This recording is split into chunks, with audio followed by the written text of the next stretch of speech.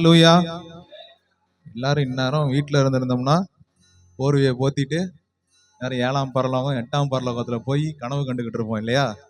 ஆனாலும் அவருடைய சமூகத்துல விழிப்போடு இருந்து அவரை மகிமைப்படுத்துவது, அவருடைய நாமத்தை மகிமைப்படுத்துவது, அவருடைய நாமத்தை உயர்த்துவது எவ்வளவு பெரிய பாக்கியமா இருக்கிறது. அல்லேலூயா. உற்சாகமா சொல்லுவோமா? சத்தமா சொல்லுவோமா? பக்கத்துல இருக்கவங்க கரங்களை பிடிச்சுக்கோங்க. யாராவது தூங்கிட்டு இருந்தாங்கன்னா நல்ல ஒரு குலுக்கி அவங்களை எழுப்பி விடுங்க பார்ப்போம். கர்த்தர் நல்லவர்னு சொல்லுங்க. கர்த்தர் நல்லவர். என்ன பார்க்க வேணாம், அவங்கள பாருங்க. ஆமா, நல்லா அழகா மனசுல ஓர வஞ்சனையோட எல்லாம் சொல்லக்கூடாது. நல்ல முழு மனசோட அவர்கிட்ட சொல்லுங்க, கர்த்தர் நல்லவர், அவர் கிருபை என்றும் உள்ளது, அவர் நேற்றும் இன்றும் என்றும் மாறாதவராய் இருக்கிறார். ஹல்லேலூயா, ஹல்லேலூயா. அவர் ஒருபொழுதும் மாறாதவராய் இருக்கிறார். எத்தனை பேர் ஆமென் சொல்றீங்க?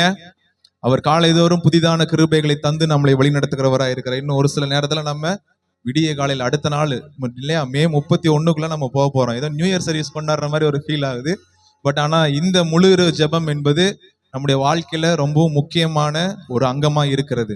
காரணம், எவ்வளவு ஜெபம் நம்ம பண்றோம், தனிமையில ஜெபம் பண்றோம், வேலை ஸ்தலங்கள்ல சண்டே ஞாயிற்றுக்கிழமை சர்ச் கேதரிங்க்கு வரோம். இதெல்லாம் இருந்தாலும் விழிப்போட முழிச்சிருந்து தேவனுடைய சமூகத்துல அமர்ந்து அவருடைய நாமத்தை மகிமைப்படுத்துவது அப்படிங்கிறது ஒரு தனி பாக்கியம், அது ஒரு தனி கிருபை. அல்லேலூயா.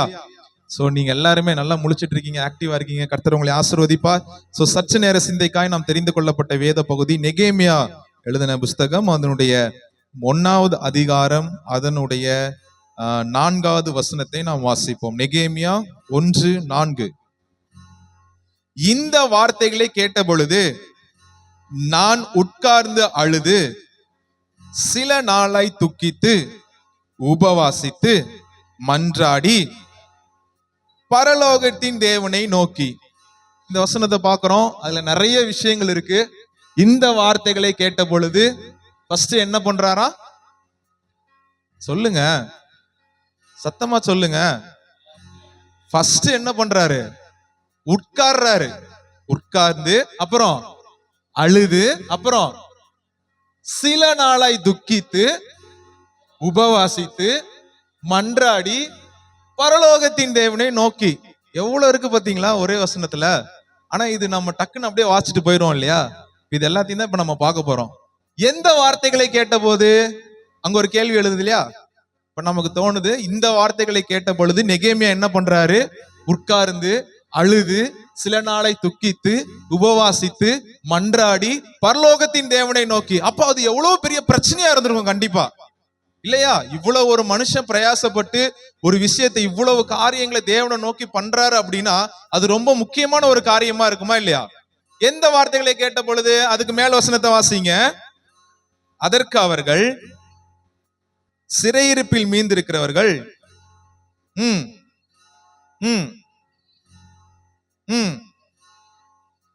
எருசலேமின் அலங்கம் இடிபட்டதும் அதன் வாசல்கள் அக்கினியால் சுட்டரிக்கப்பட்டதுமாய் கிடக்கிறது. இந்த வார்த்தைகளை கேட்ட பொழுது நெகேமியா என்ன பண்ணாரா? இதெல்லாம் பண்ணாராம். இதெல்லாம் 4வது வசனத்தை வாசிங்க. உட்கார்ந்து அழுது துக்கித்து உபவாசித்து மன்றாடி பரலோகத்தின் தேவனை நோக்கி. நம்ம வாழ்க்கையிலயும் ஒரு சில நேரங்களில இந்த மாதிரியான விஷயங்களை ஃபாலோ பண்றோமா நீங்க நினைச்சு பாருங்க. திடீர்னு நமக்கு ஒரு ஷாக்கிங்கான ஒரு விஷயம் நம்ம காதுக்கு வருது, ஒரு கெட்ட செய்தி நமக்கு காதுக்கு வருது, ஒரு தீங்கு நம்ம காதுக்கு வருது அப்படின்னா உடனே நம்ம என்ன பண்ணுவோம்? ஐயோ ஆமா ஆமா அப்பா அப்படின்னு படன்னு நம்ம இஷ்டத்துக்கு நம்ம என்ன தோணுதோ, என்ன பண்ணணுமோ அந்த நேரத்துல என்ன பண்ணணும்னே தெரியாதுல்ல நமக்கு, இல்லையா? ஒரு எமர்ஜென்சி வருது, திடீர்னு யாரோ ஒருத்தர் வந்து போன் பண்றாங்க, உங்க சொந்தக்காரங்க ஆக்சிடென்ட் ஆயிட்டாங்க அப்படின்னு நம்ம என்ன பண்ணுவோம்? பட ஐயோ அப்படியா என்ன நடந்தது ஏது நடந்ததுன்னு பொறுமையா உட்கார மாட்டோம். ஆனா இங்க நெகேமியாவுக்கு ஒரு வார்த்தை காதுல உழுவுது. எருசலேமின் அலங்கங்கள் இடிக்கப்பட்டதும் அதுக்கப்புறம் பாருங்க என்ன சொல்லியிருப்பட்டிருக்கு? அதன் வாசல்கள் அக்னியால் சுட்டரிக்கப்பட்டது கிடக்கிறதே அப்படின்னு அந்த வார்த்தைகளை கேட்ட பொழுது நெகேமியா என்ன பண்றாருன்னா பதட்டப்படல. ஃபர்ஸ்ட் உட்கார்றாரு. ஃபர்ஸ்ட் என்ன பண்றாரு? உங்க வாழ்க்கையிலும் ஏதாவது ஒரு தீங்கோ, ஏதாவது ஒரு போராட்டமோ, ஏதாவது ஒரு கஷ்டமோ, ஏதாவது ஒரு நஷ்டமோ வந்தா பதட்டப்படக்கூடாது. ஃபர்ஸ்ட் என்ன பண்ணணும்? இத்தனை நாளா நீங்க அதை பழகல அப்படின்னா பழகிக்கோங்க. இனிமேல் புரிஞ்சுதா?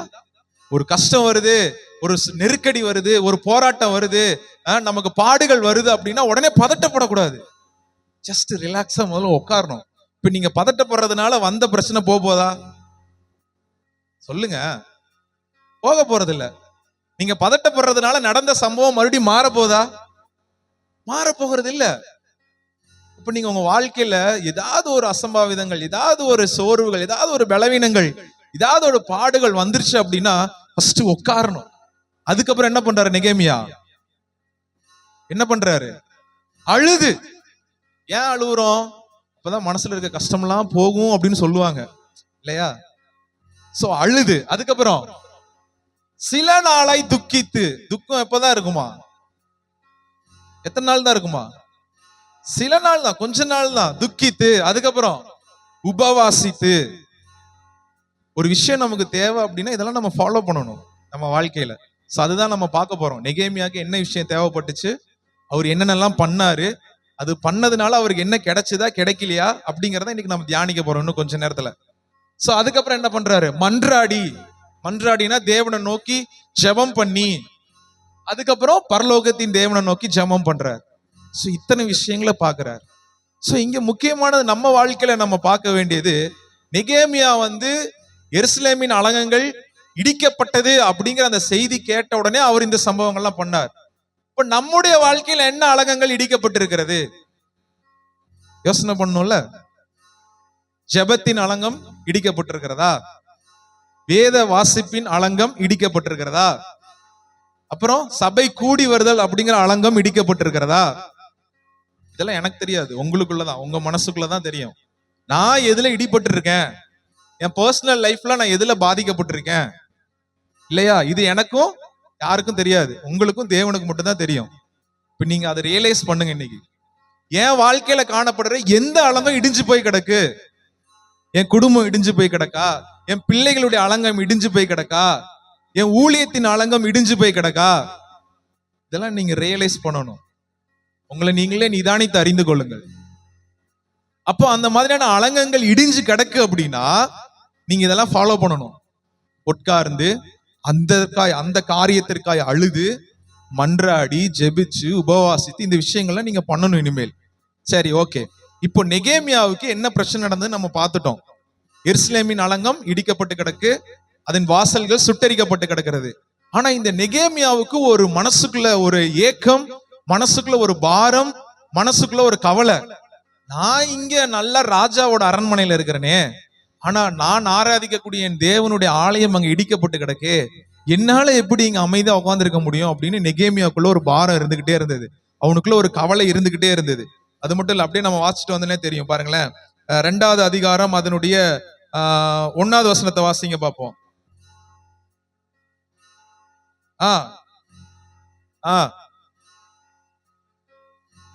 திராட்சை ரசம் ராஜாக்கு முன்பாக வைத்திருக்கையில் நான் அதை எடுத்து அவருக்கு கொடுத்தேன்.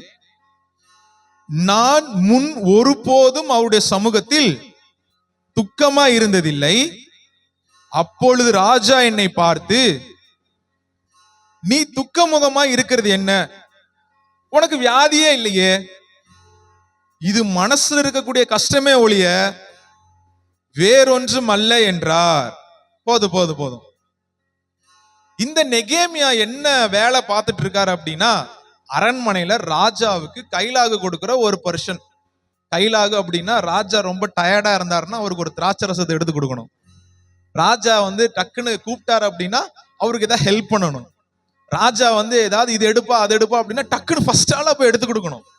இந்த வேலையை தான் யாரு பார்த்துட்டு இருக்கா? சத்தமா சொல்லுங்க.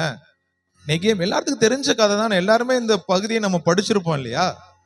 சோ இந்த நெகேமியா அப்படி ஒரு நாள் இந்த செய்திகளை கேட்டதுக்கு அப்புறம் ஒரு நாள் போய் ராஜாவிடத்துல வேலை செய்து கொண்டிருக்கும் பொழுது ராஜாக்கே தெரியுது நெகேமியா எப்படி இருக்காராம், துக்கத்தோட. ஏன் நெகேமியா, நீ நல்லா தானே இருக்க, எனக்கு டெய்லி நல்லா சிரிப்போட புன் சிரிப்போட எனக்கு நல்லா ஜாலியா திராட்சை ரசம் எடுத்து கொடுப்ப, நான் என்ன டயர்டா இருந்தேன்னா என்னை நல்லா உற்சாகப்படுத்துவேன், என் கூட நல்லா பேசுவேன், என் கூட நல்லா சிரிப்ப. இன்னைக்கு என்ன ஒரு மாதிரி துக்கமா இருக்க? என்னாச்சு உனக்கு? என்ன பிரச்சனை உனக்கு? எனக்கு நல்லா தெரியுது இந்த துக்கம் வந்து உன் சோர்வுனால வந்த மாதிரி தெரியலையே, உன் கலக்கத்தினால வந்த மாதிரி தெரியலையே, உன் மனசுக்குள்ள ஏதோ ஒரு துக்கம் இருக்கு, என்ன துக்கம் அது அப்படின்னு யாரு கேக்குறா? யாரு கேக்குறா? ராஜா கேக்குறாரு. உடனே அவருக்கு பயம் வந்துருச்சு. யாருக்கு? நெகேமியாக்கு. ஐயோ, ராஜா கிட்ட மாட்டிக்கிட்டோமே, நம்ம இப்ப என்ன பண்ண போறோம் தெரியலையே. ராஜா வேற கேள்வி கேட்கிறாரு, பொய் சொன்னா வேற நம்மளை போட்டு தள்ளிடுவாரு. உண்மையை சொல்லலாமா வேண்டாமா? நம்ம கேட்ட செய்தியை ராஜா கிட்ட சொல்லலாமா வேண்டாமா? ஒருவேளை சொன்னா ராஜா நம்ம ஹெல்ப் பண்ணுவாரோ? ஒருவேளை சொன்னாலும் ராஜா நம்மளை தூக்கி ஜெயில போட்டாருன்னா என்ன பண்றது? ரெண்டு மனசு இல்லையா? ஒண்ணு சொன்னா ராஜா நல்ல மூட்ல இருந்தா அவர் என்ன பண்ணிடுவாரு, நமக்கு எல்லா பர்மிஷன் கிராண்ட் பண்ணிடுவாரு. ஒருவேளை ராஜாவோட மூடு சரியில்லை அப்படின்னா நம்மளை தூக்கி ஜெயில போட்டாருன்னா என்ன பண்றது அப்படின்னு அவனுக்கு ரெண்டு மனசு படபடத்துக்கிட்டே இருக்கு அவனுக்கு, நெகேமியாக்கு. நம்ம வாழ்க்கையிலும் அதே மாதிரிதான், ரெண்டு மனசாவே இருக்கும் இல்லையா? இதை பண்ணலாமா, இது பண்ணா கரெக்டா இருக்குமா, இது செஞ்சா கரெக்டா இருக்குமா? நம்மளுடைய சுய அறிவினால சுய பலனினால நம்ம என்ன பண்ணுவோம், ஒரு சில திட்டங்கள் எல்லாம் போடுவோம், வீட்டுக்காக, குடும்பத்துக்காக, பிள்ளைகளுடைய எதிர்காலத்துக்காக இல்லையா? ஒரு திட்டங்கள் போடுவோம், மனசு கேட்கும் இது நம்ம பண்ணலாமா, இல்ல வேண்டாம், அப்படியே மைண்ட் சொல்லு இது பண்ண வேண்டாம், இருதயம் சொல்லு இது பண்ணு. டபுள் மைண்டடா நம்ம என்ன பண்ணிட்டு இருப்போம், நின்று கொண்டுட்டு இருப்போம். ஒரு சில சமயங்கள்ல ஒருவேளை நீங்களும் இருந்திருக்கலாம், அந்த சமயங்களை எதிர்பார்த்திருக்கலாம், இல்ல அந்த சமயங்கள்லயே நீங்க போயிருக்கலாம். இந்த இடத்துல நெகேமியா அப்படிதான் இருந்துட்டு இருக்காரு. ராஜா கிட்ட சொல்லலாமா வேணாமா? இப்ப உடனே அடுத்த வசனத்தை வாசிங்க, 3வது வசனம். மிகவும் பயந்து, நெகேமியா பயந்து ராஜாவை நோக்கி ஐஸ் வைக்கிறார். இப்போ என்ன பண்றாரு நெகேமியா? ராஜாவுக்கு ஐஸ் வைக்கிறாரு. வாசிங்க, ராஜா நீர் என்றும் வாழ்க, ஸ்தலமாகிய நகரம் பாழானதும் அதன் வாசல்கள் அக்னியால் சுட்டெரிக்கப்பட்டதும் கிடக்கும் போது நான் துக்க முகத்தோடு இல்லாம எப்படி ராஜா இருப்பேன் அப்படின்னு சொல்றாரு. இவரு ஓப்பனா உடைச்சிட்டாரு, லைட்டா அப்படியே திராட்சை ரசத்தை ராஜாவுக்கு ஊத்தி கொடுத்துட்டு சிரிச்சு முகத்தோட, ராஜா ராஜா என்னை கண்டுபிடிச்சிட்டீங்க, நீங்க எப்படி என்னால துக்க முகமா இருக்காம இருக்க முடியும்? நான் இருந்த என் பிதாக்கள் இருந்த ஊர், என் பிதாக்கள் வழிபட்ட தேவாலயம் இடிஞ்சு கிடக்கு, அக்னியா சுட்டரிக்கப்பட்டிருக்கிறது, என்னால எப்படி அமைதியா உட்காந்து இருக்க முடியும் அப்படின்னு ராஜா நைஸா ராஜா கிட்ட போய் சொல்றாரு. ஏன்னா ராஜா கிட்ட வேலை நடக்கணும்னா நம்ம ஏதாவது ஒரு ராஜாவை ஐஸ் பிடிச்சாலோ காக்கா வச்சாலோ என்ன பண்ண முடியும், வேலை நடக்கும் இல்லையா? அதான் ஃபர்ஸ்ட் ஸ்டார்டிங்லேயே சொல்றாரு, ராஜா நீர் என்றும் வாழ்க அப்படின்னு. அடுத்த வசனத்தை வாசிங்க. இப்ப ராஜா கேட்கிற ரிப்ளை கேட்கிற ராஜா நெகேமியாவை பார்த்து, நீ கேட்கிற காரியம் என்னப்பா, எனக்கு ஒன்னும் புரியலையே, சரியில்லையே, நீ கேட்கறது தெளிவா கேட்க மாட்டேங்கிறியா அப்படின்றாரு. வாசிங்க. அப்பொழுது நான், பயம் வந்துருச்சு, மறுபடியும் தேவனை நோக்கி மறுபடியும் பிரேயர் பண்றாரு. பரலோகத்தின் தேவனை நோக்கி ஜெபம் பண்ணி அகைன் ராஜாவை பார்த்து சொல்றாரு, மறுபடியும் ஒரு ஐஸ் வைக்கிறாரு. ராஜாவுக்கு சித்தமானால்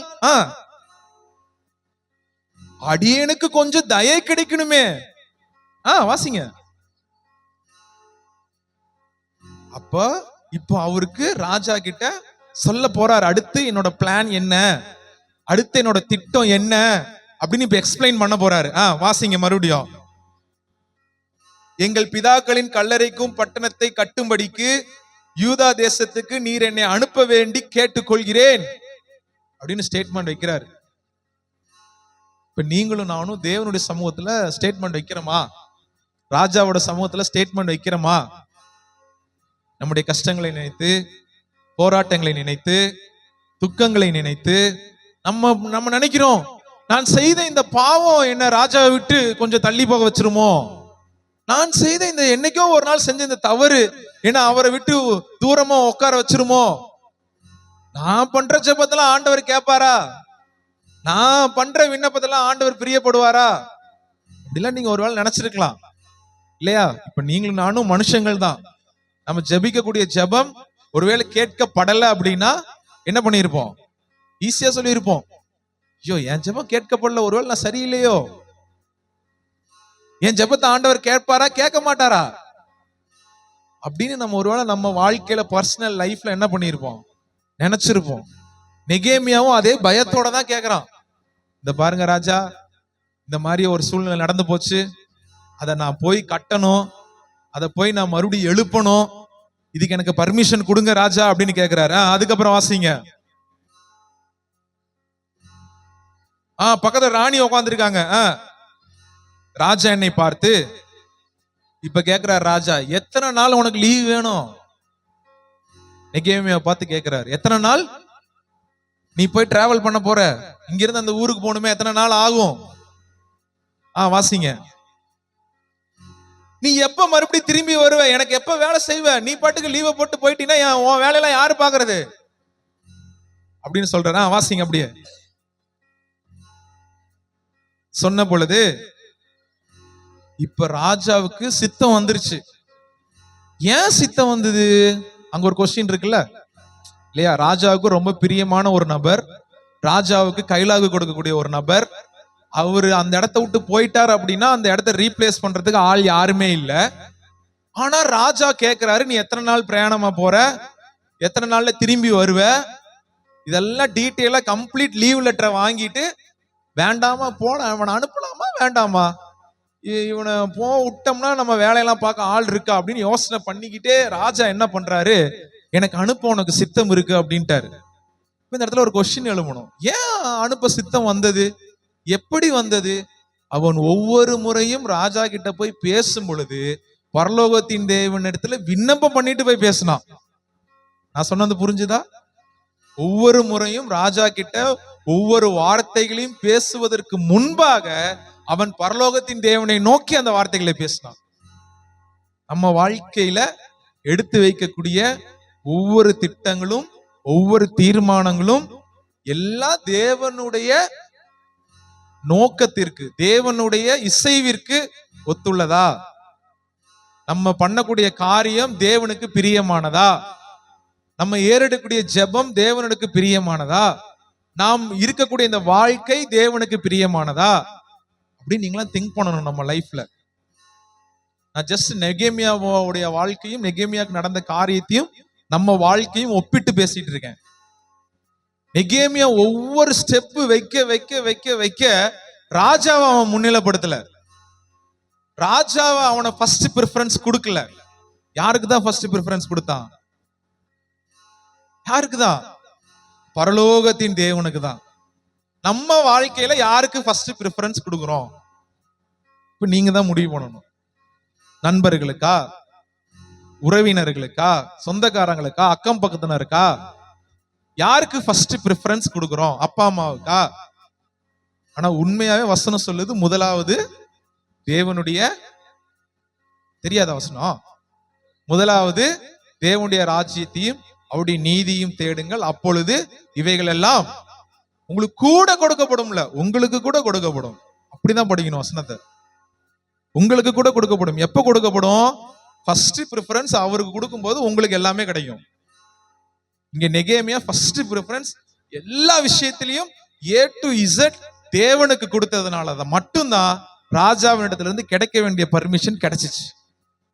இப்போ இந்த முழு இரவு ஜெபத்துல ஒருவேளை இத்தனை நாள் நீங்க யாருக்கு ப்ரிஃபரன்ஸ் கொடுத்திருக்கீங்க அப்படிங்கிறது எனக்கு தெரியாது.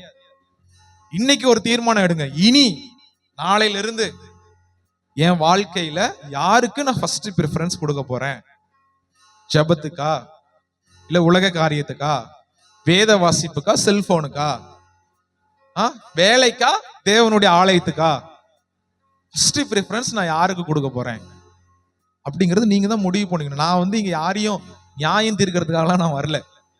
ஜஸ்ட் நான் கம்பேரிஷன் பண்ணி காட்டுறேன். நீங்க புரிஞ்சுக்கோங்க, உங்களுக்கு புரிஞ்சுக்குவீங்க. நீங்க நான் எப்படி இருக்கேன் அப்படிங்கறத நீங்க புரிஞ்சுக்கோங்க. புரிஞ்சு அதுல என்ன கரெக்ட் பண்ணணுமோ அதை கரெக்ட் பண்ணிக்கோங்க. நீங்க ஃபர்ஸ்ட் ப்ரிஃபரன்ஸ் யாருக்கு தான் கொடுக்கணும்? அது வேலையா இருக்கட்டும், ஸ்கூலா இருக்கட்டும், காலேஜா இருக்கட்டும், குடும்பத்தின் காரியங்களா இருக்கட்டும், நல்ல காரியமா இருக்கட்டும், கெட்ட காரியமா இருக்கட்டும், உயர்வான காரியமா இருக்கட்டும், தாழ்வான காரியமா இருக்கட்டும், என்ன காரியம் நடந்தாலும் என்னதான் பண்ணணும்? ஃபர்ஸ்ட் ப்ரிஃபரன்ஸ் யாருக்கு தான் கொடுக்கணும் சொல்லுங்க? பரலோகத்தின் தேவனுக்கு தான் கொடுக்கணும். நீங்க மனுஷங்களுக்கோ, சொந்தக்காரங்களுக்கோ, நண்பர்களுக்கோ ஃபர்ஸ்ட் ப்ரிஃபரன்ஸ் கொடுக்காதீங்க. நீங்க எடுக்கக்கூடிய ஒவ்வொரு டிசிஷன்லயும், உங்க குடும்பத்துல, உங்க வாழ்க்கையில, பிள்ளைகளுடைய எதிர்காலத்துக்கு, திட்டங்களுக்கு, தீர்மானங்களுக்கு ஃபர்ஸ்ட் ப்ரிஃபரன்ஸ் யாருக்கு தான் கொடுக்கணும்? தேவனுக்கு தான் கொடுக்கணும். எல்லாரும் யார் யாரெல்லாம் வேலைக்கு போறீங்க கை தூக்குங்க. வேலைக்கு போயிட்டு இருக்கவங்களாம் கை தூக்குங்க பார்ப்போம். 1 2 3. மற்றவங்கள வேலைக்கு போகலையா? நீங்களே யாரும் நீங்களே யாரும் வேலைக்கு போகலையா? இனிமேல் அப்பா கரெக்டு தான், உங்களை வந்து வேலைக்கு போகாம வச்சிருக்கிறது கரெக்டு தான் நினைக்கிறேன் எனக்கு. அப்ப சர்ச்சுக்கு ப்ரிஃபரன்ஸ் கொடுக்கறதுல நினைக்கிறேன். அப்படியா? அது கரெக்டா தான், அதான் அது சிங்க் ஆயிடுச்சு, நான் ஒன்றும் பண்ண முடியாது. ஃபர்ஸ்ட் ப்ரிஃபரன்ஸ் வேலைக்கு கொடுக்க கூடாது, தேவ ஆலயத்துக்கு கொடுங்க. வேலையை கொடுத்தது யாரு உங்களுக்கு? சத்தமா சொல்லுங்க. நான் யாரையும் தப்புதெல்லாம் சொல்லல. நானு வேலையை கொடுத்தது யாரு? தேவன் தான். ஆனா வேலை வாங்கறதுக்கு முன்னாடி வரைக்கும் சர்ச்சில் காலையில பிரேயருக்கு வருவாங்க, மதிய பிரேயருக்கு வருவாங்க, நைட்டு பிரேயருக்கு வருவாங்க, விடிய விடிய சர்ச்லயே உருண்டு பொருள்வாங்க. ஆனா வேலை கிடைச்சதுக்கு அப்புறம் எனக்கு கொஞ்சம் டைம் இல்லை பாஸ்டர், நான் இன்னைக்கு கொஞ்சம் ஓவர் டைம் பார்த்துட்டு வந்தேன்னா எனக்கு கொஞ்சம் டயர்டா இருக்கு, அதனால நான் கொஞ்சம் லேட்டா வரேன் சர்ச்சுக்கு. 7 மணிக்கு சர்வீஸா? எத்தனை? 7 மணிக்கு சர்ச்சுக்கு எத்தனை பேரு 7 மணிக்கு இங்க இருக்கீங்க? கை தூக்கம் பார்ப்போம். Very good. 1 2 3 4. 6:50 இருக்கவங்க எத்தனை பேர்? கை தூக்கம் பார்ப்போம். 2. 6:45 இருக்கவங்க எத்தனை பேர்? கை தூக்கம் பார்ப்போம். யாருமே இல்லை. எப்பவுமே Sunday service, church service first preference கொடுக்கணும். எல்லா வேலையும் சனிக்கிழமை நைட்டே முடிச்சிடணும். முடிச்சிட்டு தான் ஃப்ரீ மைண்டா நல்ல ரிலாக்ஸா தேவனுடைய ஆலயத்துல வந்து துதிச்சா அது மனசுக்கு நிம்மதியா இருக்கும். காலையிலேயே ஒரு சண்டை நடக்கும் பாருங்க. நான் அயன் பண்றதா, நீ அயன் பண்றதா, நீ ஃபர்ஸ்ட் குளிக்க போறதா, நான் ஃபர்ஸ்ட் குளிக்க போறதா, சாப்பிட்றதா சாப்பிட வேண்டாமா, அது வேற. இப்ப வேற பஞ்சாயத்து வேற. சோ இதெல்லாம் இருக்கக்கூடாது. ஃபர்ஸ்டே நம்ம ப்ரீ ஷெட்யூல் பண்ணி வச்சிடணும். இன்னைக்கு நான் இது பண்ண போறேன், இது இந்த காரியங்களை பண்ண போறேன் அப்படின்னா எங்க டென்ஷன் அந்த இடத்துல வரும், எந்த இடத்துல அங்க பிரச்சனை வரும், ஆல்ரெடி பிளான் பண்ணி எல்லாமே பண்ணணும். ஒருவேளை வேலைக்கு போகாதவங்களா இருந்தீங்கன்னா இதை மைண்ட்ல ஏத்திக்கோங்க. நீங்க எவ்வளவு நீங்க பெரிய ஆளா ஆனாலும் பரவாயில்ல, ஐஏஎஸ் அவங்க கிளியர் பண்ணுங்க, யூபிஎஸ்சி நீங்க கிளியர் பண்ணாலும் பிரச்சனை இல்லை. ஃபர்ஸ்ட் ப்ரிஃபரன்ஸ் யாருக்கு தான் கொடுக்கணும்? தேவனுடைய ஆலயத்துக்கு தான் கொடுக்கிறவர்களா இருக்க வேண்டும். இப்போ ஒரு முக்கியமான விஷயம் ஒண்ணு இருக்கு. இப்பதான் மெயின் சீனுக்குள்ளே நம்ம வர போறோம். ஜஸ்ட் இப்ப அவுட்லைன் தான் பார்த்துக்கிட்டு இருக்கோம். இப்போ நெகேமியா பர்மிஷன் கேட்டது எதுக்கு கேட்டாரு? அங்க போகிறதுக்கு தான் கேட்டாரு. அந்த ஊருக்கு போகிறதுக்கு தான் லீவ் லெட்டர் எழுதி கொடுத்தாரு. ஆனா அவர் தேவனுக்கு ஃபர்ஸ்ட் ப்ரிஃபரன்ஸ் கொடுத்ததுனால அவருக்கு கொஞ்சம் எக்ஸ்ட்ரா ஒரு ஆட் ஆன் பாயிண்ட்ஸ் எல்லாம் கிடைச்சிச்சு. என்னன்னு வாசிங்க பார்ப்போம். 8வது வசனத்தை வாசிங்க. கதவு வேலைக்கும் நகர அலங்கத்தின் வேலைக்கும் வீட்டின் வேலைக்கும் வேண்டிய மரங்களை வனத்து காவலன் ஆகிய ஆசாப் எனக்கு கொடுக்கும்படிக்கு இப்ப ராஜா எக்ஸ்ட்ரா ஒரு லெட்டர் கொடுக்கிறாரு. யாருக்கு? வன காவலருக்கு ஒரு லெட்டர் கொடுக்கிறாரு. இந்த பாருப்பா, இந்த லெட்டர் வச்சுக்கிட்டு வரவரு நம்ம ஆளு, என் ஃப்ரெண்டு. இந்த லெட்டரை வச்சுக்கிட்டு வந்த ஒரு பர்சனுக்கு நீ என்ன பண்ணணும்? ஆலயத்தை கட்ட வேண்டிய மரத்தை கொடுக்கணும், அலங்கத்தை கட்ட வேண்டிய மரத்தை கொடுக்கணும், வீட்டை கட்ட வேண்டிய மரத்தை கொடுக்கணும். இல்லன்னு சொன்ன இந்த லெட்டர் தான் அத்தாரிட்டி இல்லையா? நீங்க பார்க்கணும், தேவனுக்கு ஃபர்ஸ்ட் ப்ரிஃபரன்ஸ் கொடுத்துட்டீங்கன்னா என்ன கால் லெட்டர் வந்தாலும் சரி உங்களுக்கான லெட்டர் வரும். உங்களுக்கு ஒருவேளை நம்ம நினைக்கலாம், ஹெச்ஆருக்கு மெயில் போடுறோமே ஒன்னும் கிடைக்க மாட்டேங்குதே, கோல்டு மெயிலா போட்டுக்கிட்டு இருக்கமே, ரிப்ளைவே வரமாட்டேங்குதே. அதுக்கு முதல்ல நீங்க மெயின் லெட்டரை போட்டிருக்கணும். யாருக்கிட்ட? பரலோகத்தின் தேவன்கிட்ட போட்டீங்க அப்படின்னா அவர் அடிஷனல் லெட்டர் கொடுப்பாரு, உங்களுக்கு அப்பாயின்மெண்ட் லெட்டரும் சேர்த்து கொடுப்பாரு. புரிஞ்சுதா?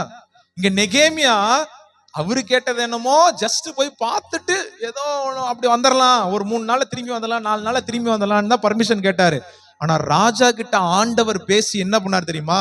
நீ போயிட்டு சும்மா வராத, வேலையை முடிச்சிட்டு வா, வேலைக்கு தேவையான பொருளையும் நான் கொடுக்குறேன், அடுத்து கீழே பாத்தீங்கன்னா அதுக்கு தேவையான ஆளையும் நான் கொடுக்குறேன் அப்படின்னாரு. ஆமென் சொல்லுங்க. பரலோகத்தின் தேவனுக்கு ஃபர்ஸ்ட் ப்ரிஃபரன்ஸ் கொடுத்தீங்கன்னா உங்களுக்கு தேவையான எல்லா தேவைகளும் சந்திக்கப்படும். ஆமென் சொல்லுங்க. ஆமென் ஆமென். பரலோகத்தின் தேவனுக்கு ஃபர்ஸ்ட் ப்ரிஃபரன்ஸ் கொடுத்தீங்கன்னா சகல தேவையும் அதினதின் காலத்துல நேர்த்தியாய் கர்த்தர் சந்திப்பார். ஆமென் சொல்லுங்க. இது ஏதோ நான் வந்து சும்மாவோ விளையாட்டுக்காகலாம் நான் சொல்லல, சீரியஸா நான் சொல்லிட்டு இருக்கேன். அதுக்கு உதாரணமா சொல்லணும்னா, எனக்கு தெரிஞ்சு 3 வாரத்துக்கு முன்னாடின்னு நினைக்கிறேன், என் அக்கௌண்ட்ல மினிமம் ஒரு 5,000 ரூபாயில இருந்து 10,000 ரூபாய் வரைக்கும் இருக்கும். என்ன நடந்ததுன்னு தெரியல. நான் வீட்லயும் காசுலாம் கேட்க மாட்டேன். ஆக்சுவலி நான் லா காலேஜ் படிச்சுட்டு இருக்கேன் சென்னையில. ஸோ செலவுக்குலாம் வந்து வீட்டுல இருந்து அனுப்புவாங்க. கடைசியா பார்த்தா எல்லா செலவெல்லாம் போக நான் வீட்டுலலாம் கேட்க மாட்டேன், வாய் திறந்தலாம் எனக்கு காசு அனுப்புங்க, எனக்கு வந்து இந்த செலவு இருக்கு, எனக்கு அந்த, நான் செலவும் பண்ண மாட்டேன், அது வேற விஷயம். நான் திடீர்னு பார்த்தா ஹவுஸ் ரெண்ட் எல்லாம் கட்டி முடிச்சது போற அக்கௌண்ட்ல ஒரு 200 ரூபா தான் இருக்கு. எனக்கே ஆச்சரியமா இருந்தது. ஃபர்ஸ்ட் டைம் என் அக்கௌண்ட்ல 200 ரூபா, 1000 ரூபாய்க்கு கீழே இருந்தது. என்ன ஆண்டவரே, 1000 ரூபாய்க்கு கீழே ஃபர்ஸ்ட் டைம் வந்திருக்கேன், என்னால முடியல, எனக்கு புரியலையே. அடுத்து வாடகை கட்டணுமே, அதுக்கு நான் என்ன பண்றது ஏது பண்றதுன்னு ஒரே கன்ஃபியூஷன்.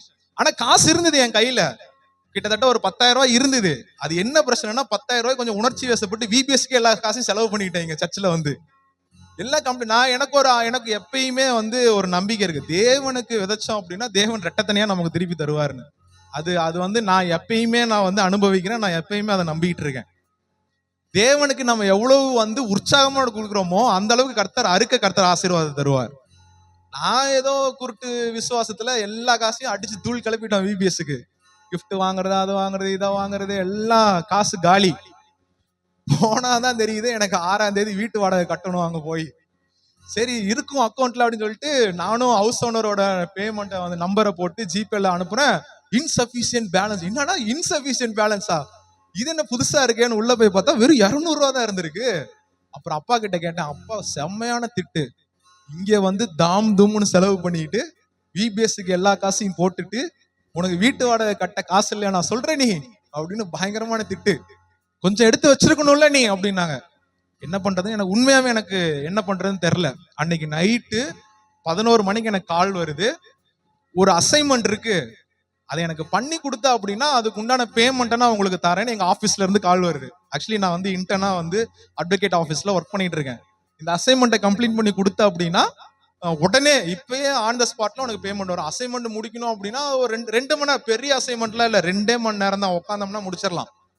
சரி, ஏதோ ஆண்டவர் ஏதோ ஒரு பக்கம் திறக்கிறாரு பாப்போம் அப்படின்ட்டு அசைன்மெண்ட்டே ஆரம்பிக்கிறதுக்கு முன்னாடியே 12,000 ரூபாய் அக்கௌண்ட்டுக்கு வந்துருச்சு. ஆமேன்னு சொல்லுங்க. அன்னைக்கு நைட்டு நான் சொல்லிட்டு இருக்கேன், அன்னைக்கு நைட்டு உட்காந்து ஆண்டவரே என்ன பண்றது, வெறும் 200 ரூபாய் வச்சு நாளைக்கு காலைல ஹவுஸ் ரெண்ட்லாம் கட்டணுமே. அப்படியே உடனே கால் வருது, பிரேயர் பண்ணி முடிச்ச உடனே கால் வருது, ஒரு அசைன்மெண்ட் இருக்கு, ஒரு சின்ன வேலை தான், ஒரு 1 மணி நேரம் 2 மணி நேரத்து வேலை தான், பண்ணி முடிச்சுன்னா அதுக்கு உண்டான பேமெண்ட்டை நான் போட்டுறேன். நான் வந்து விசுவாசி தேவன் 10,000 ரூபாய் அந்த செலவு பண்ண காசு திரும்பி வந்தா போதும். ஆனா அதை விட மேல 15,000 ரூபாயா வந்தது. அதுக்கப்புறம் இன்னொரு அசைன்மெண்ட் கொடுத்தாங்க சேர்த்து முடிச்சதுனால. சோ இதை நான் ஏன் சொல்றேன் அப்படின்னா, தேவனுடைய சமூகத்துல நம்ம வந்து விதைங்க, கண்டிப்பா கர்த்தர் அறுக்க கிருபை பாராட்டுவார். சோ இந்த இடத்துல நெகேமியா ஃபர்ஸ்ட் ப்ரிஃபரன்ஸ் கடவுளுக்கு தான் கொடுத்தான், பரலோகத்தின் தேவனுக்கு தான் கொடுத்தான். நம்ம வாழ்க்கையிலும் ஃபர்ஸ்ட் ப்ரிஃபரன்ஸை தேவனுக்கு கொடுங்க. இப்ப நான் நினைச்சிருந்தானா அந்த காசை வச்சு எவ்வளவோ ஜாலியா செலவு பண்ணிருக்கலாம். நான் மட்டும்தான் சென்னையில இருக்கேன், இங்கெல்லாம் யாரும் என்னை வந்து கண்ட்ரோல் பண்ணலாம் ஆள் இல்லை இல்லையா. ஆனாலும் எனக்கு கொடுக்குற காசுல அனுப்புற காசுல சேர்த்து வச்சு அதுல ஒரு 10,000 ரூபாய் கஷ்டப்பட்டு சேர்த்து வச்சு விபிஎஸ்க்கு செலவு பண்ணும். பட் ஆனா நான் வந்து ரொம்ப கஷ்டப்பட்டெல்லாம் செலவு பண்ணல, ஜாலியா ஃப்ரீயா அப்படியே என்ஜாய் பண்ணதான். ஏன்னா என் தங்கச்சி இங்க தான் இருக்கான், கேட்டு பாருங்களேன், எல்லாத்துக்கும் கிஃப்ட், பிள்ளைங்களுக்கெல்லாம் கிஃப்ட் எல்லாம் வாங்கி கொடுத்து ஜாலியா செலவு பண்ணியாச்சு. பட் நாளைக்காக நான் கவலைப்படல, ஏன்னா என்னை அழைத்தவர் உண்மை உள்ளவர், நாளைக்கு தேவையான காரியத்தை அவர் வந்து பார்த்துக்கொள்வார் அப்படிங்கிற விசுவாசம் தான் டெய்லியும். சோ இவ்வளவு ஒரு மிராக்கள், இவ்வளவு ஒரு அற்புதம் அப்படின்னா அது டே பை டே ஒவ்வொரு நாளும் நாங்க பார்த்துக்கிட்டு தான் இருக்கோம். சோ இந்த இடத்துல நெகேமியாவுக்கு ஒரு அற்புதம் நடந்தது. அவன் போனது என்னமோ வெறும் லீவு கேட்கறதுக்காக தான். ஆனா தேவன் கொடுத்ததோ, நீ போய் உனக்கு தேவையான எல்லா வேலையும் முடிச்சுட்டு வர்றதுக்கு தேவையான பொருள், காசு, ஆளு எல்லாத்தையும் நான் தரேன், நீ என்ன பண்ணிட்டு வந்துரு, வேலையெல்லாம் முடிச்சுட்டு ரிட்டன் ஃப்ரீ மைண்டோட நீ வந்து எனக்கு என்ன பண்ணணும், வேலை பண்ணணும் அப்படின்றாரு. ஆமேன்னு சொல்லுங்க. நம்ம வாழ்க்கையிலயும் ஆண்டவருக்கு நீங்க ஃபர்ஸ்ட் ப்ரிஃபரன்ஸ் கொடுத்தீங்க அப்படின்னா சகல காரியத்தையும் திருப்பி கொள்ளக்கூடிய ஆசீர்வாதத்தை அவர் நமக்கு தருகிறவராய் இருக்கிறார். அதுக்கப்புறம் வாசிங்க 9வது வசனத்தை வாசிங்க.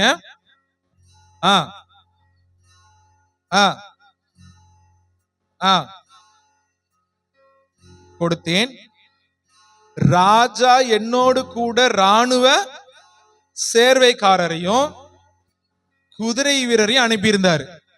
இவரு போறது எதுக்குதான், ஜஸ்ட் பாக்குறதுக்கு தான். பாக்குறதுக்கு போர் வீரர்கள், சேவைக்காரர்கள் எல்லாத்தையும் நீ கூட்டிட்டு போனி அப்படின்னு சொல்லி ராஜா அனுப்பிச்சு விடுறாரு. இப்ப என்ன பிரச்சனை அப்படின்னா, இவர் இருக்கிறது ஒரு ஊரு, அந்த அலங்கை இடிஞ்சு கிடக்கிறது இன்னொரு ஊரு. இப்ப இந்த ஊர்ல இருந்து அந்த ஊருக்கு போகணும் அப்படின்னா விசா வேணும், பர்மிஷன் வேணும், பாஸ்போர்ட் வேணும். இதெல்லாம் யார் ரெடி பண்றது? நானே உனக்கு பண்ணி தரேன், நீ கவலைப்படாத, நீ ஜாலியா போயிட்டு வா, நீ வேலையை முடிச்சுட்டு வான்னு சொல்லி ராஜா எல்லா பர்மிஷனுக்கும் எல்லா லெட்டருக்கும் அத்தாரிட்டி சிக்னேச்சரை போட்டு அனுப்பிச்சு விட்டுறாரு. அந்த நாட்டு சேனாதிபதி, அந்த நாட்டு அதிபதி கிட்டையும் போய் நீ இந்த லெட்டரை மட்டும் காமி, அவர் உனக்கு எல்லா வேலையும் பண்ணுவார் அப்படின்னாரு. அல்லேலூயா. நம்ம வாழ்க்கையில நீங்க நினைச்சிட்டு இருக்க கூடாது, ஆண்டவர் நமக்கு வந்து உதவி செய்வாரா, எந்த வகையில உதவி செய்வார், இப்படி பண்ணுவாரா அப்படி பண்ணுவாரா, ஏதாவது ஒரு வகையில கர்த்தர் உதவி செய்வார். காகத்தை கொண்டு எலியாவை போஷித்தவர். ஏன் ஸ்பெஷலா காகத்தை செலக்ட் பண்ணணும்? காகத்துக்கு ஒரு குணம் இருக்கு. என்ன குணம்? என்ன சாப்பாடு வச்சாலும் எடுத்துட்டு ஓடிடும். ஆனா அந்த காகத்தை வச்சு யாருக்கு சாப்பாடு கொடுத்தார்? எலியாவுக்கு சாப்பாடு கொடுத்தவரா இருக்கிறார். சோ எவ்வளவு சூழ்நிலைகள் இருந்தாலும் கர்த்தர் நமக்கு அதை சாதகமாய் மாத்தி தருகிறவராய் இருக்கிறார். அது மட்டும் இல்ல, வாசிங்க 17வது வசனம். பின்பு நான் அவர்களை நோக்கி பாழாயிருக்கிறதையும் அதன் வாசல்கள் அக்னியால் சுட்டெரிக்கிறதையும் கண்டபோது, பார்க்கிறீர்களே,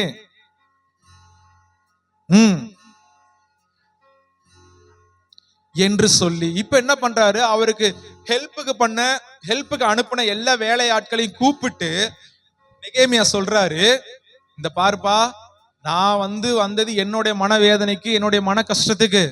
ஆனா எனக்கு ஹெல்ப் பண்றதுக்கு ராஜா அவங்களை எல்லாத்தையும் அனுப்பிச்சிருக்காரு. நம்மளோட டாஸ்க் என்ன, நம்மளுடைய வேலை என்ன? இந்த அலங்கத்தை கட்டணும், இந்த தேவாலயத்தை கட்டி எழுப்புறதுக்கு தான் தேவன் நம்மளை அனுப்பிச்சிருக்காரு. சோ இதுக்கு எல்லாம் ரெடி ஆயிக்கோங்க. அடுத்த வசனத்தை வாசிங்க. நன்மையா இருக்கிறதையும் ராஜா என்னோடு சொன்ன வார்த்தைகளையும் அவர்களுக்கு அறிவித்தேன். அப்பொழுது அவர்கள் எழுந்து கட்டுவோம் வாருங்கள் என்று சொல்லி அந்த நல்ல வேலைக்கு தங்களை திடப்படுத்தினார்கள். இப்ப கூட வந்தவங்களும் சப்போர்ட் பண்ண ஸ்டார்ட் பண்ணிட்டாங்க. எதுக்கு? தேவாலயத்தினுடைய அலங்கங்களை கட்டுவதற்கு. இப்ப நீங்க முடிவு பண்ணணும், ஏன் அலங்கத்தை, இடிஞ்சு போன அலங்கத்தை யாருடைய உதவினாலும் நான் கட்ட போறேன்? மனைவியின் உதவியினாலயா, பிள்ளைகளின் உதவியினாலயா, கணவரின் உதவினாலயா, தேவ ஆவியானவருடைய உதவினாலயா, திருச்சபையின் உதவினாலயா, வேத வாசிப்பின் உதவினாலயா, ஜெபத்தின் உதவினாலயா? உங்களுக்கு தான் தெரியும் என்ன அலங்கம் இடிஞ்சு கிடக்கு அப்படிங்கிறது. அந்த அலங்கத்தை நீங்க யாரோட உதவியில கட்ட போறீங்க? நீங்க யாரோட உதவி கேட்டாலும் ஆண்டவர் அதை ஹெல்ப் பண்ணுவார். ஆனா நீங்க உதவி கேட்காம மட்டும் உட்கார்ந்துட்டு இருக்க கூடாது, பயந்துகிட்டு இருக்க கூடாது. கேட்கலாமா வேணாமா, பண்ணுவாங்களா பண்ண மாட்டாங்களா, தேவனுக்கு ப்ரிஃபரன்ஸ் கொடுத்து கேளுங்க. யாரா இருந்தாலும் வந்து உங்களுக்கு உதவி பண்ணுவாங்க. எந்த மனுஷர்களாலும் உதவி பண்ணுவாங்க. எதிரி கூட நண்பனா வந்து மாறிடுவான். எப்போ? தேவன் மனசு வச்சா. சோ நீங்க முடிவு பண்ணணும், ஏன் இடிஞ்சு போன அலங்கத்தை கட்ட எனக்கு தேவன் ஹெல்ப் பண்ணணும். ஜெபத்தின் அலங்கத்தை கட்ட யார் ஹெல்ப் பண்ணணும்? யார்கிட்ட கேட்கணும்? எங்கேயும் போக வேணாம், சர்ச்சுக்கு வாங்க, உட்காருங்க. இங்க எப்பயுமே 24/7 உங்க கதவு திறந்தா இருக்கும். இங்க சர்ச்சுக்கு யாராவது உங்களை வெளியே போங்கன்னு சொல்லி தள்ளுறாங்களா? இல்ல. எப்பப்பெல்லாம் ஃப்ரீ டைம் கிடைக்குதோ, வேலையிலயோ, காலேஜ்லயோ, ஸ்கூல்லயோ, எங்க வேணாலும் இருங்க.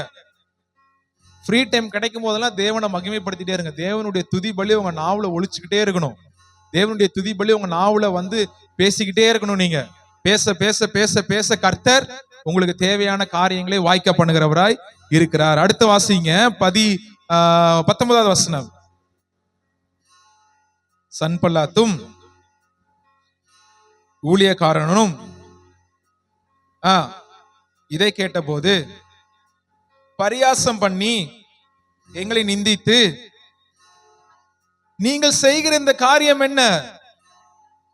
நீங்க ராஜாவுக்கு விரோதமா கலகம் பண்ண போறீங்களா? எப்பயுமே நல்லா புரிஞ்சுக்கோங்க, நம்ம லைஃப் வந்து நீட்டா போயிட்டு இருக்கு அப்படின்னா கண்டிப்பா அங்க 4-5 சத்துரு வருவான்.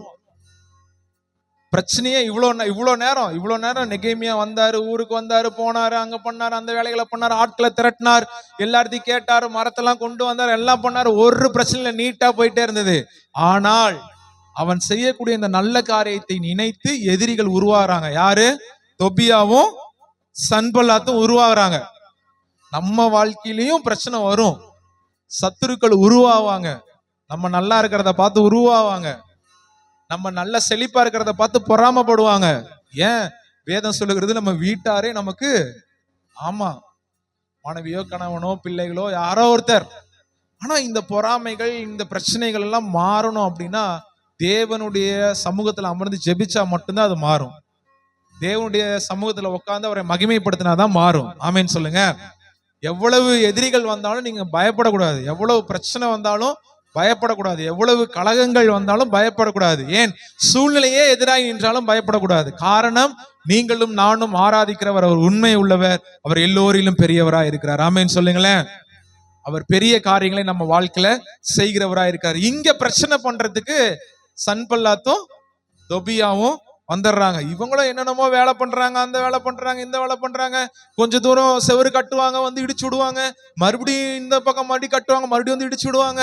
அது நீங்க போய் வாட்ச் பாத்தீங்கன்னா தெரியும். டைம் இல்லாதனால நான் குயிக்கா நான் போறேன். சோ மறுபடியும் அவங்க இடிச்சு விட்டது எதுக்குடா சண்டை வம்பு, நம்ம மறுபடியும் கட்டுவோம் அப்படின்னா மறுபடியும் வந்து இடிப்பாங்க. நம்ம வாழ்க்கையிலும் அதே மாதிரிதான். நம்ம மேன்மைக்காக, நம்ம உயர்வுக்காக, நம்ம ஆசீர்வாதங்களுக்காக ஏதாவது ஒண்ணு நம்ம வந்து ட்ரை பண்ணிக்கிட்டே இருப்போம். ஏதாவது ஒரு விஷயத்தை நம்ம செயல்படுத்திக்கிட்டே இருக்கோம். ஏதோ ஒரு திட்டங்களை போட்டுக்கிட்டே இருக்கோம். ஆனா எல்லாம் ஃபெயிலியரா போகுது அப்படின்னா கர்த்தர் ஒரு புது காரியத்தை ஏற்படுத்துவார். எப்ப உங்க வாழ்க்கையை அவரிடத்துல ஒப்படைக்கும் பொழுது. ஆமென் சொல்லுங்க. நீங்க எப்ப அவரிடத்துல சரண்டர் பண்றீங்களோ கர்த்தருடைய திட்டம் அப்ப நிறைவேற ஆரம்பிக்கும். அதான் ஒரு பாடல, நான் கொண்ட திட்டங்கள் சிறிதாயினும் ஐயா எனக்காய் உன் திட்டங்கள் பெரிதல்லவோ. நம்ம நினைச்சிட்டு இருப்போம் இந்த ஒரு சின்ன வேலைக்கு, ஒரு சின்ன காரியத்துக்கு, ஒரு சின்ன செயல்பாடுகளுக்கு இன்னைக்கு மாத்திரம், இந்த வாரத்துக்கு மாத்திரம், இந்த மாசத்துக்கு மாத்திரம் இல்ல. ஆண்டவருடைய திட்டம் ஒருவேளை இந்த வருஷம் முழுவதும் உங்களை வழி நடத்துறதுக்காக கூட இருக்கலாம். நம்ம என்ன பண்ணிடுறோம், நம்முடைய சுய விருப்பத்தினால, சுய காரியங்களினால, சுய ஆசைகளினால, சுய பலத்தினால நம்ம போய் நம்ம ஒண்ணு செயல்படுத்தி பார்ப்போமே, நம்ம ஏதாவது ஒண்ணு ட்ரை பண்ணுவோமே, நம்ம ஏதாவது ஒண்ணு செஞ்சு பார்ப்போமே அப்படின்னு சொல்லி அதுல போய் ஃபெயிலியர் ஆயிடுறோம். உடனே என்ன பண்ணிடுறோம், ஃபெயிலியர் ஆனவுடனே ஐயோ போச்சு, நமக்கு எதுவுமே வராது போல, ஐயோ போச்சு, நமக்கு எதுவும் ஒர்க் அவுட் ஆகாது போல, ஐயோ போச்சு, நம்மளால எதுவும் செய்ய முடியாது போல அப்படின்னு சொல்லி சோர்வு வந்துருது.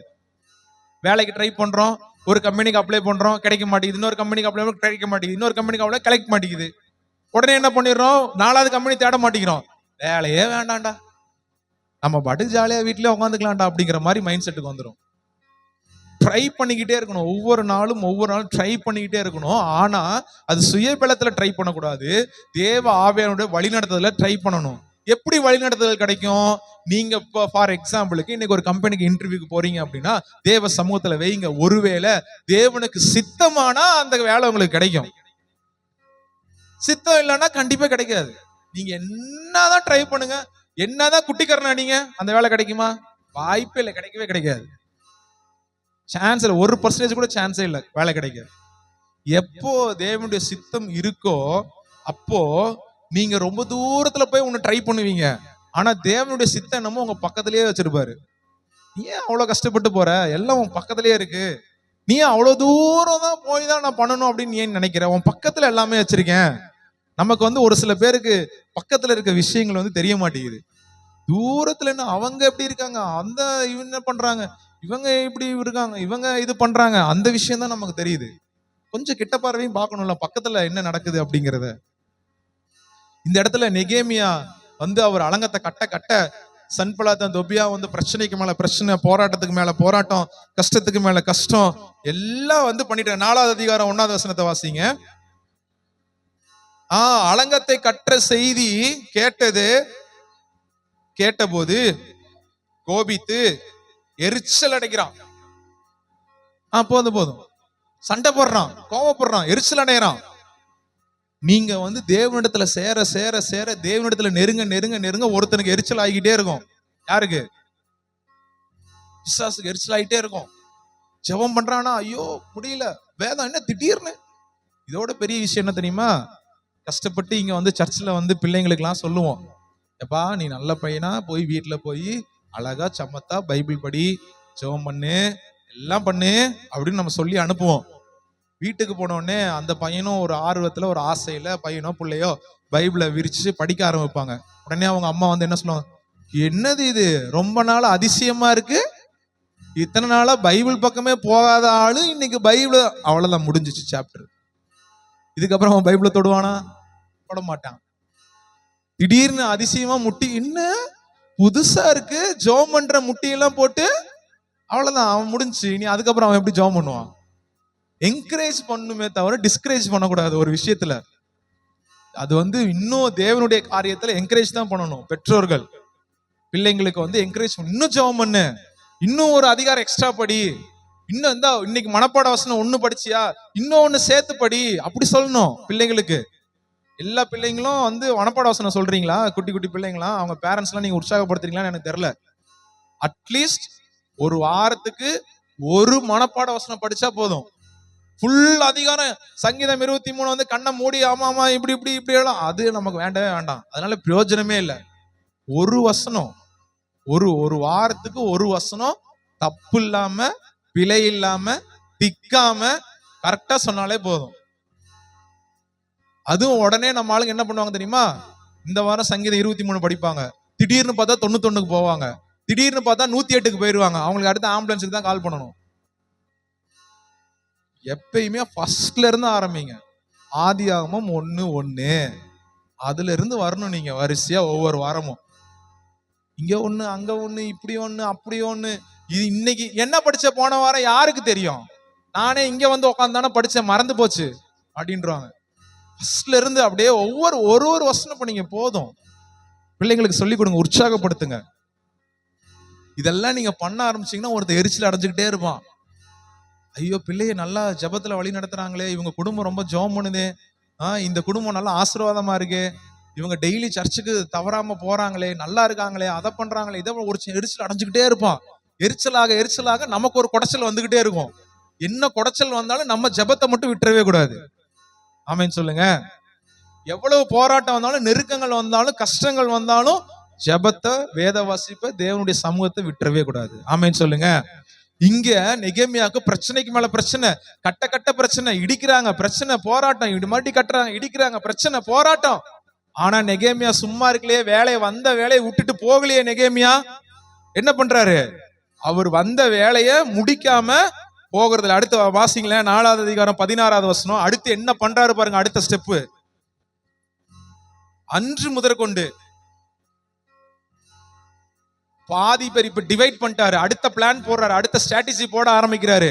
நம்ம வேலை பண்ண பிசாசு எதிர்த்துட்டே இருக்கான் அப்படின்னா, நம்ம வாழ்க்கையில இப்ப ஸ்ட்ராட்டஜியை மாத்தணும், திட்டங்களை மாத்தணும், ஜெப வேலையை மாத்தணும், ஜெப காரியங்களை இன்னும் உற்சாகப்படணும். வாசிங்க, என்ன ஸ்ட்ராட்டஜி போடுறாரு பாருங்க. பாதி பேர் வேலை செய்யறாங்க, பாதி பேர் ஈட்டியும் பரிசைகளையும் வில்லுகளையும் கவசங்களையும் பிடித்து நின்று பின்னாக நின்றார்கள். இப்ப வாடா நீ பாத்துக்கலாம், இனி இந்த காம்பவுண்ட் நீ இடிச்சிருவியா? நீ பாதி பேரு போய் ஈட்டி கம்பு வில்லு கேடயத்தோட முன்னாடி நின்னு, பின்னாடி இருக்கிற ஆளுங்கெல்லாம் போய் நீ வேலையை பாரு, இப்ப எவன் வரான்னு பாத்துக்குவோம் அப்படின்னு ஸ்ட்ராட்டஜி போடுறாரு. நம்ம லைஃப்ல இப்ப புது ஸ்ட்ராட்டஜியை போட போறோம். ஒருவேளை இத்தனை நாள் ஜெபம் கேட்கப்படல அப்படின்னா, அப்ப ஏதோ நம்ம ஜெபத்துல குறை இருக்கு. இத்தனை நாள் நமக்கான ஆசீர்வாதங்கள் வரல அப்படின்னா ஏதோ ஒரு குறை இருக்கு, ஏதோ ஒரு லேக் இருக்கு, ஏதோ ஒரு இடத்துல பிரச்சனை இருக்கு. அது என்னன்னு ஃபைண்ட் அவுட் பண்ண போறோம் நீங்களும் நானும். அதுக்கான ஸ்ட்ராட்டஜியை புதுசா இப்ப நம்ம போட போறோம். நான் இப்ப எப்படி ஜெபம் பண்ணணும், நான் ஜெபம் பண்ற விதம் தப்போ, நான் என்னுடைய முழு மனசோட ஜெபம் பண்ணலையோ, அரைகுறை விசுவாசத்தோட ஜெபம் பண்றனோ, நான் ஜெபக்கூடிய காரியங்கள் எல்லாம் கிடைக்காம போகுது. ஆனா உண்மையா சொல்றேன், ஜெபிச்சா எல்லாத்தையும் சாதிக்கலாம். ஆனா ஏன் சாதிக்க முடியல அப்படின்னா, ஏதோ ஒரு லேக், ஏதோ ஒரு பிரச்சனை, ஏதோ ஒரு போராட்டம் நம்ம கிட்ட இருக்கு.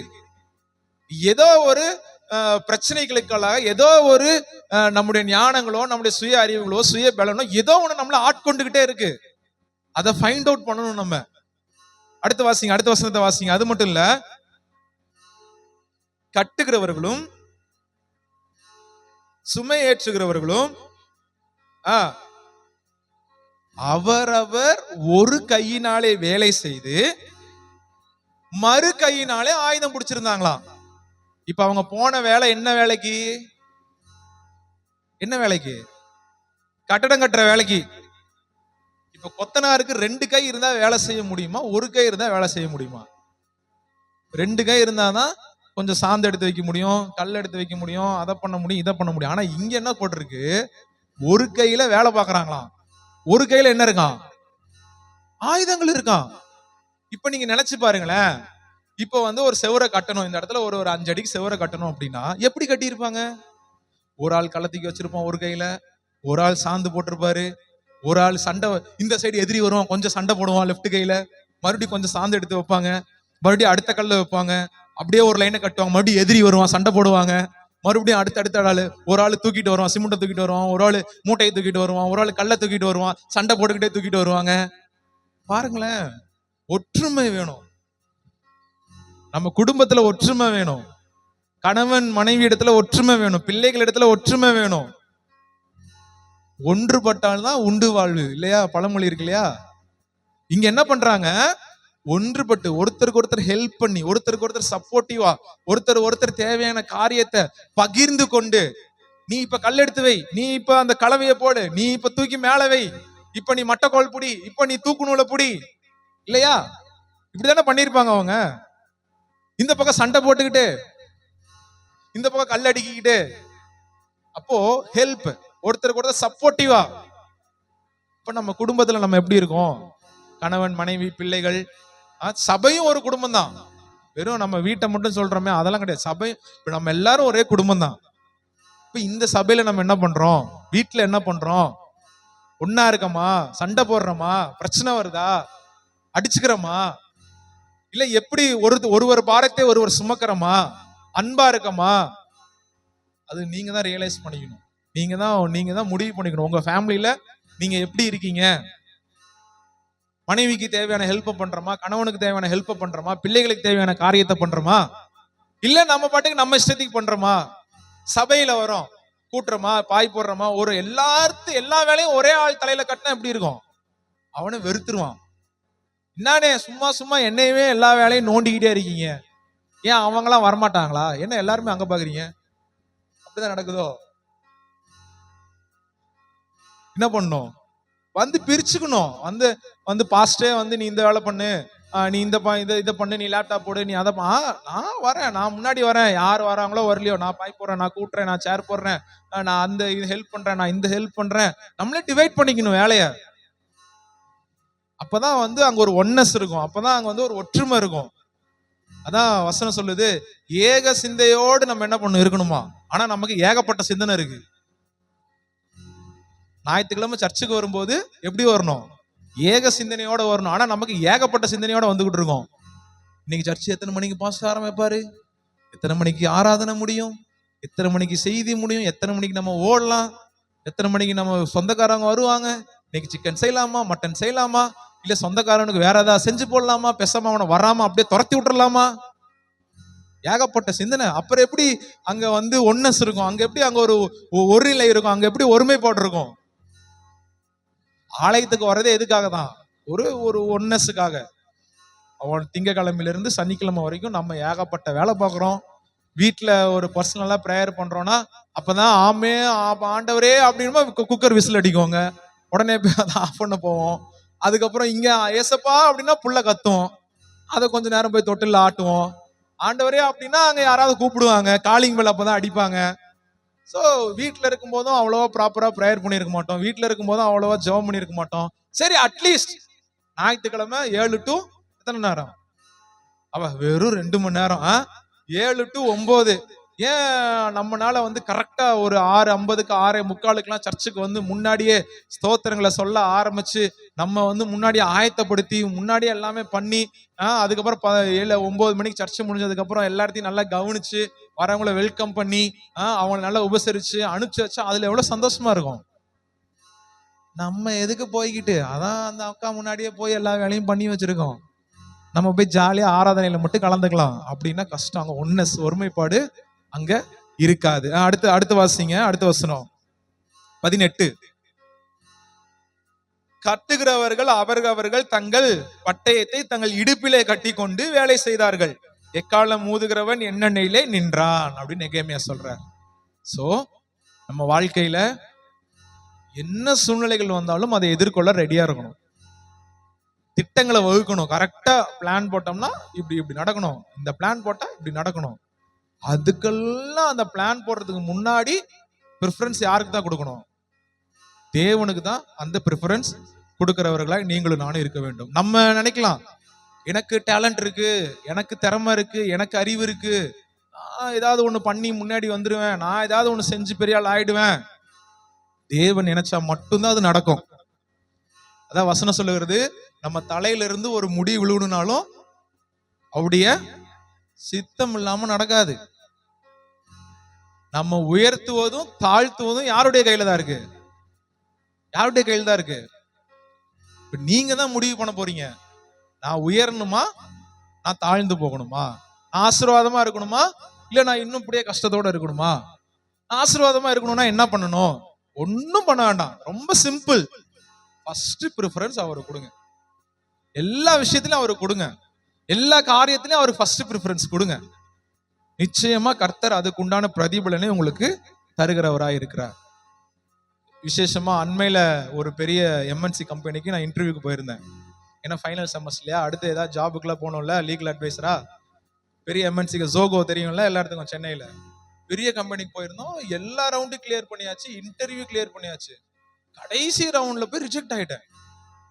எனக்கா ஒரே வெக்ஸ் ஆகி போச்சு. என்னடா நமக்கு இல்லாத டேலண்டா, நமக்கு இல்லாத அறிவா, நம்ம பேசினாலே ஒருத்தனை வாயிலே பேசி நம்ம மடக்கிடுவோம், நம்மளை போய் ஒருத்தனை ரிஜெக்ட் பண்ணிட்டானே, ஏன் ஆண்டவரே இப்படி பண்ணிட்டீங்களே, இவ்வளவு ரவுண்டையும் கிளியர் பண்ண வச்சீங்களே, அட்லீஸ்ட் ஃபர்ஸ்ட் ரவுண்ட்லயே வெளியே துரத்தி இருந்தா கூட நம்ம மனசு சந்தோஷமா இருந்திருக்கும். சரி, ஒரு நம்ம தான் தப்பா பண்ணிட்டோம் போல, ஏதோ ஒன்று பண்ணிட்டோம் போல அப்படின்னு சொல்லி அனுப்பிச்சு விட்டுருவாங்க போல அப்படின்னு நினைச்சோம். ஆனா கடைசி முடிஞ்சு, அது முடிஞ்சு அடுத்த ஆஃபர் லெட்டர் கையில வாங்கிடலாம். அதுல போய் ஏன் ஆண்டவரை ரிஜெக்ட் பண்ணிட்டீங்க? இதோட பெரிய கொடுமை என்னன்னா, ஒண்ணுமே பேசாத ஒருத்தனை செலக்ட் பண்ணிட்டாங்க. அவன் எனக்கு பக்கத்து கிளாஸ். என்ன ஆண்டவரே, நான் இவ்வளவு கஷ்டப்பட்டு பதில்லாம் சொன்னேன், குரூப் டிஸ்கஷன்லாம் நடந்துச்சாங்க, இவ்வளவு கஷ்டப்பட்டு நான் பதில்லாம் சொன்னேன், அங்க மூளையில செவுத்தொட்டி பள்ளி மாதிரியே ஒருத்தன் ஒட்டிக்கிட்டு இருந்தான், அவனை செலக்ட் பண்ணிட்டீங்க. என்னால எப்படி ஆண்டவரே முடியல? இது உனக்கு வேலை இல்லை, நான் இதுக்காக உன்னை வந்து இங்க கூட்டிட்டு வரல, இது உன்னோட ஏரியாவே கிடையாது. நீ என்ன என்கிட்ட கேட்ட? கோயம்புத்தூர்லயே வந்து நான் ஏதாவது ஊழியம் பண்ணிக்கிட்டே ஏதாவது பண்ணணும்னு தானே கேட்டேன். அப்புறம் எதுக்கு உனக்கு சென்னையில இருக்கக்கூடிய கம்பெனிக்கு ஆசை வந்தது? நீ கோயம்புத்தூர்ல தானே இருக்கணும்னு ஆசைப்பட்ட அப்படின்னு. ஏதோ எத்தனையோ ஒரு நாளைக்கு முன்னாடி, எனக்கு தெரிஞ்சு 2 மாசத்துக்கு முன்னாடி கோயம்புத்தூர்ல ஒரு பெரிய கம்பெனிக்கு வந்து அப்ளை பண்ணியிருந்தேன். அதுல HR வந்து கால் பண்ணி, நீங்க செலக்ட் ஆயிட்டீங்க, என்னைக்கு டிகிரி முடிக்க போறீங்க, நீங்க முடிச்சோடனே எனக்கு சொல்லுங்க, உங்களுக்கு வேலை ரெடியா இருக்குன்றாங்க. ஆமேன்னு சொல்லுங்க. நான் வந்து அங்க போய்கிட்டு இருக்கேன். அதான் நான் சொன்ன பாருங்களேன், பக்கத்துல இருக்கிற விஷயத்த நம்ம பார்க்க மாட்டேங்கிறோம். நம்ம எண்ணம், நம்ம சுயபலம், நம்ம சுய காரியத்தை தூரமா வச்சு பார்த்துக்கிட்டு இருக்கோம்.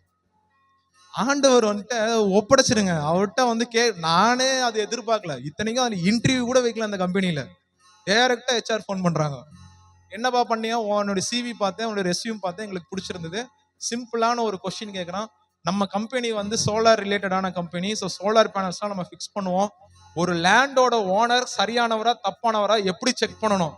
இவ்வளவுதான் கேள்வியா? இதெல்லாம் நமக்கு ஒரு நல்ல வந்த வேலையாச்சே, கை வந்த கலையாச்சே அப்படின்னு சொல்லி அடிச்சு விட்டோம்.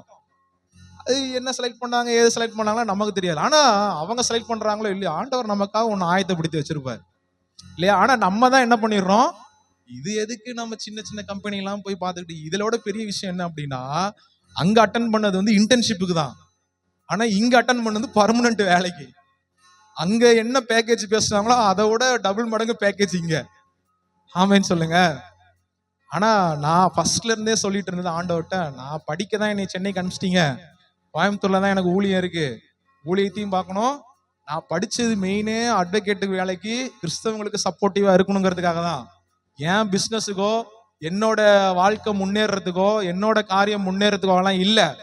என் போதகர்களுக்கு, என்னுடைய ஊழியக்காரர்களுக்கு ஒரு பிரச்சனை அப்படின்னா, யாரு வரானோ வரலையோ நான் முன்னாடி போய் நிக்கணும். நாங்க படிக்காமயே போய் நிப்போம், அது வேற விஷயம்.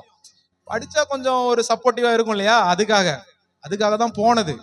ஆனா கோயம்புத்தூர்லயே கிடைச்சா நல்லா இருக்கும் ஆண்டவர் என்ன பிரேயர் பண்ணேன். ஆனா ஆண்டவர் பாருங்களேன், நீங்க எக்ஸாம் முடிச்சுட்டு எனக்கு கால் பண்ணுங்க அப்படின்றாங்க. எனக்கு ரொம்ப ஆச்சரியமாயி போச்சு. இது யாருக்கிட்டையுமே சொல்ல, ஃபர்ஸ்ட் டைம் இப்பதான் அவங்ககிட்ட, எங்க வீட்டுல கூட சொல்லல, இப்பதான் உங்கள்கிட்ட சொல்லிட்டு இருக்கேன். என் தங்கச்சி இப்பதான் வந்துட்டு இருக்கா. சோ ஏன் இதை நான் சொல்றேன் அப்படின்னா, உங்களுக்கான காரியத்தை அவர் முன்குறிச்சு வச்சுட்டாரு ஏற்கனவே. நம்ம தான் என்ன பண்ணிக்கிட்டு இருக்கோம், நம்மளுடைய இஷ்டத்துக்கு போய் ஆராய்ஞ்சு சுத்தி பார்த்துக்கிட்டு இருக்கோம் எல்லா பக்கமும். ஆமேன்னு சொல்லுங்க. நான் இங்க வேலை கிடைக்கலன்னா தயவு செஞ்சு பிள்ளைங்களை திட்டாதீங்க. அவங்களுக்கான வேலை கிடைக்கும். எனக்கு தெரிஞ்சு அப்ளை பண்ணியிருந்தாங்கன்னா கிடைக்கும். சும்மா வெட்டியா உட்காந்துக்கிட்டு இருந்தாங்கன்னா கிடைக்காது. வேலை ஆனா உண்மை எல்லாருமே சொன்னாங்க என்கிட்ட, அந்த ஜோகோ கம்பெனிக்கு இன்டர்வியூ போறதுக்கு முன்னாடி, ஐயோ இது எவ்வளவு பெரிய கம்பெனி, அதுல எல்லாம் இன்டர்வியூ கிளியர் பண்றதெல்லாம் கஷ்டம், இங்கிலீஷ்லாம் பயங்கரமா பேசணும், அத பண்ணணும். அங்க போய் பார்த்தா இன்டர்வியூ அது அப்படிங்கிற மாதிரி இருந்தது. நம்ம தான் நினைச்சுக்கிட்டு இருக்கோம் எல்லாம் கஷ்டம் கஷ்டம். என்ன பிரச்சனை தெரியுமா, எல்லாரும் வந்து நம்ம காதுல ஊதிடுறாங்க. இந்த கம்பெனி போ, ஐயோ என்ன பெரிய கம்பெனி, அது கஷ்டம். அது நீ போய் அட்டன் பண்ணி பாத்தியா? நீ முதல்ல அங்க போய் அப்ளிகேஷன் போட்டு பாத்தியா? அட்லீஸ்ட் இன்டர்வியூக்காச்சும் போனியா? நீ என் ஃப்ரெண்டு சொன்னானோ, என் ஃப்ரெண்டு அதான் பண்ண, உன் ஃப்ரெண்டு பண்ணானா உன் ஃப்ரெண்டுக்கு மூளை இல்லை, உனக்கு ஆண்டவர் நல்ல மூளையை கொடுத்துருக்கார். நீங்க போய் அட்டன் பண்ணணும். புரிஞ்சுதா? எந்த கம்பெனி விடக்கூடாது. சின்ன கம்பெனியா பெரிய, நம்ம ஆளுங்களுக்கு வந்து பெரிய கனவு தான். போனா அங்கதான் போவோம், ஃபிளைட்ல தான் போவோம். ஏன் மாட்டு வண்டி ஓட்டினா ஆகாதான் என்ன? மாட்டு வண்டி ஓட்டிட்டு ஒரு நாள் ஃபிளைட்ல போக தான் போறோம். எல்லா விஷயத்துக்கும் நான் ஜஸ்ட் வேலைக்காக மட்டும் நான் சொல்லலை. இங்க நிறைய பேர் கை தூக்காதனால நான் சொல்லிட்டு இருந்தேன். நம்முடைய வாழ்க்கையில எல்லா காரியங்களுக்கும் ஆண்டவர் வந்து ஒரு வழிவாசல திறந்து வச்சிருக்காரு. நெகேமியா வந்து பயந்துகிட்டே இருந்திருந்தான் அப்படின்னா, அதுக்கப்புறம் கடைசியா வீட்டுல போய் வாசிச்சு பாருங்க, டைம் முடிஞ்சிருச்சு.